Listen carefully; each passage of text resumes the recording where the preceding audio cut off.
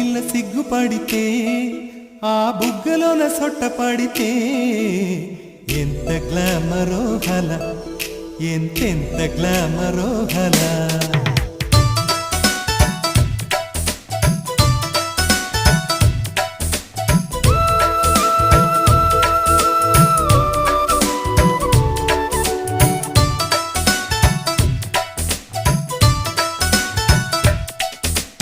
ఆడపిల్ల సిగ్గుపడితే ఆ బుగ్గలోన సొట్ట పడితే